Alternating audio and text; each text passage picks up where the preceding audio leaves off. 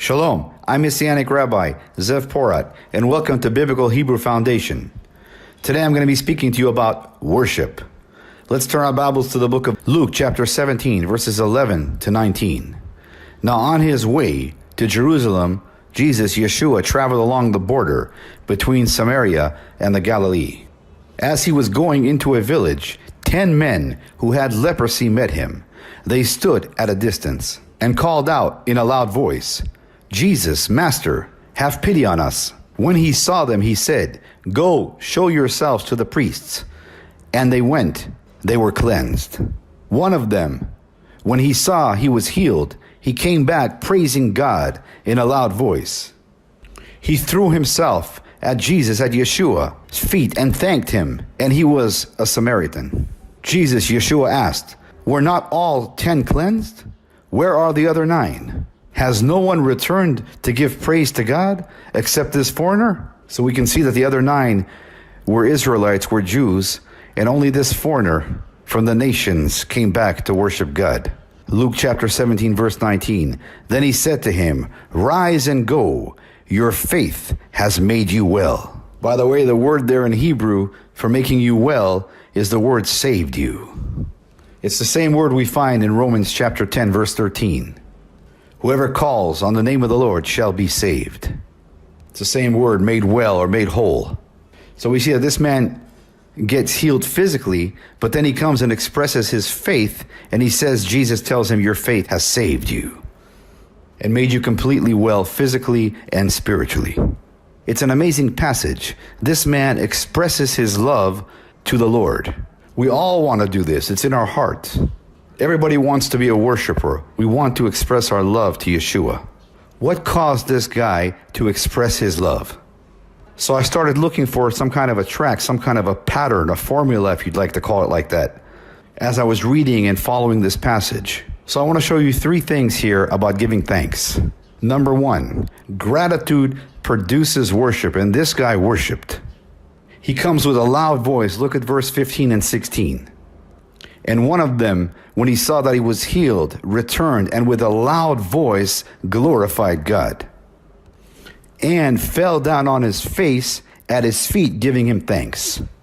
So he expresses his love to Jesus for what the Lord has done. And I'm not so much speaking here about the outward expressions here as I am the inward, the heart. And his heart was gratitude. And because he had gratitude, he had worship. And I know we all want to be worshipers, so I'm thinking, what produces worship? And when we look at this passage, it's very clear what produces worship. It's gratitude, giving thanks to our Lord Jesus Yeshua. And I want you to think about this for a moment. The man is healed from leprosy. Was it appropriate for him to do what he did? To fall down on his feet, everybody's looking, and to shout and to glorify God and say, "Thank you, God," with a loud voice? Was that appropriate? Well, sure it was. But the question is it scripturally appropriate? In the Old Testament, there are 11 Hebrew words that are translated for praise, but 7 are very dominant. They're the primary ones. So I want to show you here the 7 Hebrew words.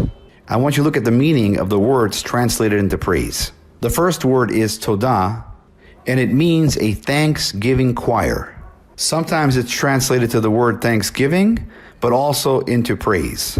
The second word is the word barach, and it means to kneel in thanksgiving.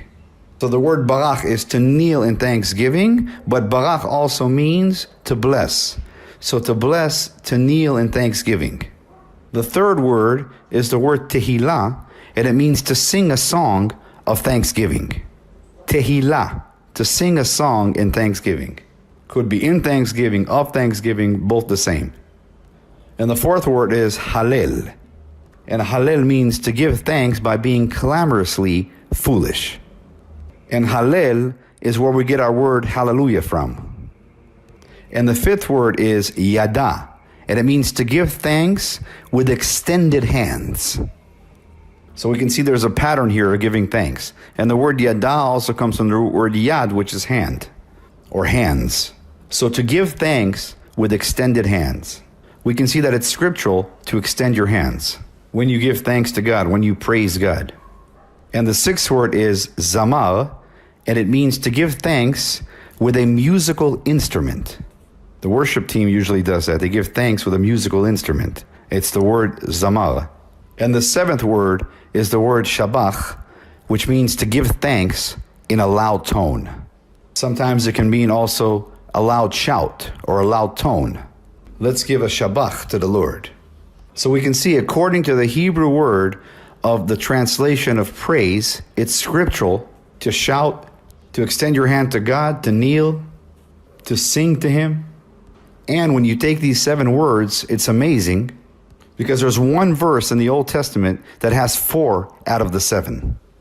Amazing, 4 out of the 7 Hebrew words in one Bible verse. Psalms 100, verse 4. Enter His gates with thanksgiving and His courts with praise. Give thanks to Him and praise His name. Okay, that word over there, thanksgiving, is the word todah in Hebrew. And it means in Hebrew a thanksgiving choir. The word for praise there is the word tehillah, singing praises. Be thankful, that is the Hebrew word there, yada, which means extend your hands. And bless, barach, bow, before His name. Let me rephrase this in Hebrew by just a definition. Let me paraphrase it in the Hebrew. Enter into His gates with a thanksgiving choir and into His courts with singing praises. Be thankful by extending your hands to Him and bless Him by bowing before His name. That's an amazing verse when you understand the meaning of praise and worship in the Hebrew. It's just saying express your love to God. I want to make something clear. We understand that not everybody expresses the love to Yeshua in the same way. Not supposed to be all clamorous, foolish together or bow at the same time. But the purpose of this teaching is to express your love to God, to give thanksgiving to God. We all have different gifts and different personalities, but we still need to express our love and our thanksgiving to God. And one of the main reasons it's so difficult for people to express their love to Yeshua is because many people grew up in a dysfunctional family. That's one of the main reasons. Many people grew up in a family that did not express love. I've heard that from so many people. I never heard my father say, I love you. Or we never hugged in our family. We were not an expressive family. We did not express our love. I've heard that over and over. I understand that, but please hear what I'm going to say. You're in a new family now. You have been adopted into the family of God. You are not in a dysfunctional family anymore. Your father is not dysfunctional. And according to the Bible, we're the bride of Yeshua. Your husband is not dysfunctional, and I'm speaking in the spiritual aspect. You have entered into the family of Yeshua HaMashiach. You have entered into spiritually Israel as the one new man. So we're not saying that everybody has to express their love in the same way, but I am saying that every person needs to express their love to God. And that's what true worship is. So we all want to be worshipers. What produces worship? Gratitude. This guy in the book of Luke that had leprosy expressed his gratitude and he worshiped. And then, what produces gratitude? Miracles produce gratitude.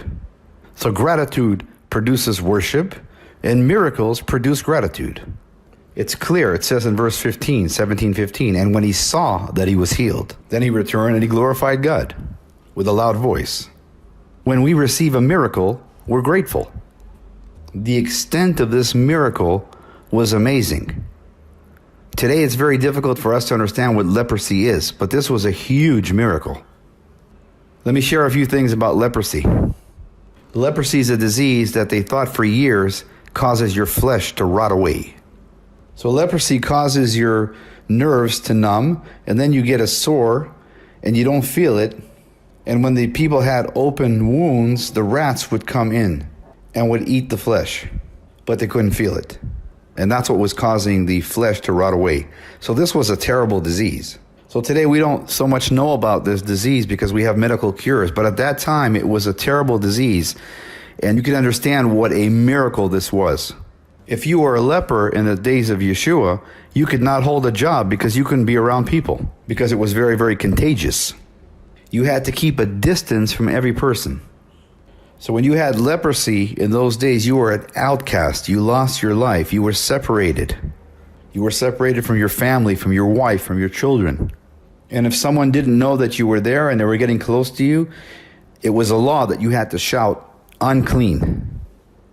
Can you imagine having to announce that you're an unclean person?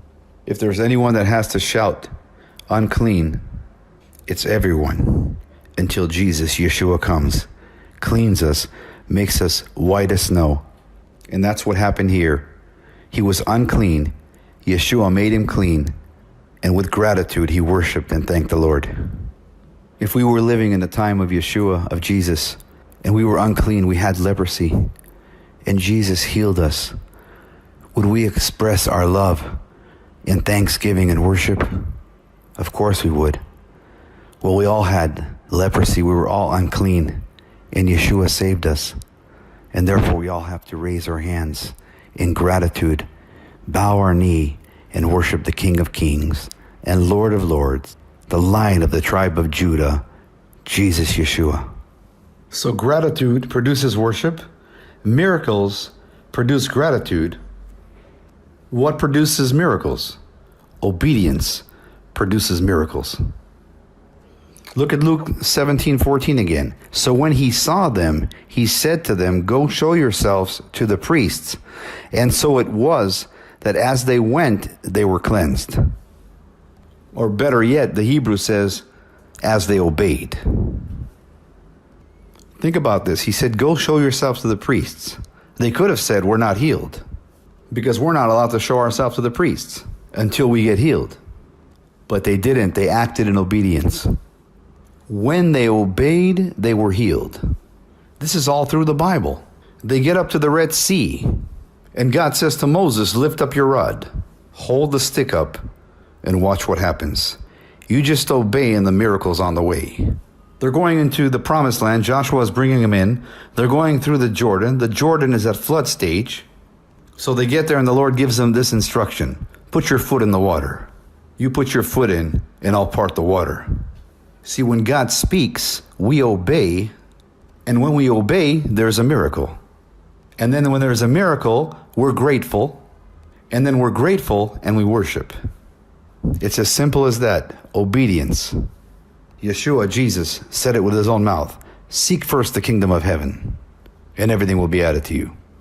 May your will be done on earth as it is in heaven. Let's live a life of giving thanks. Let's live a life of gratitude, and watch what gratitude will do in your life. So I want to encourage you. Where is the next step of obedience for you? Because that obedience could release a miracle in your life. It'll release gratitude, and the gratitude will lead to worship and thanksgiving.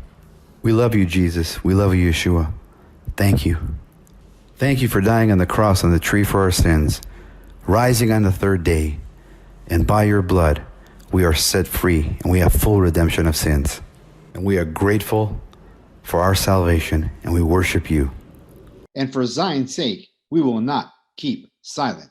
Isaiah 62 verse 1. For Zion's sake, I will not keep silent. For Jerusalem's sake, I will not remain quiet, till her vindication shines out like the dawn, her salvation like a blazing torch. And we know that the word for salvation in Hebrew is the word Yeshua, her Jesus, like a blazing torch. And we know that he's coming back with fire in his eyes as the Lion of the tribe of Judah, Al Yehudah, to take back everything that the enemy has stolen. And until that time, we will continue to preach the gospel no matter what. Until next time, I'm Messianic Rabbi Zev Porat, sending you blessings from Israel in the mighty name of the King of Kings and Lord of Lords, Al Yehudah, the Lion of the tribe of Judah, the great I am, Jesus Yeshua. Amen. Every knee shall bow and every tongue will confess that Yeshua, Jesus, is God. Hallelujah. Amen.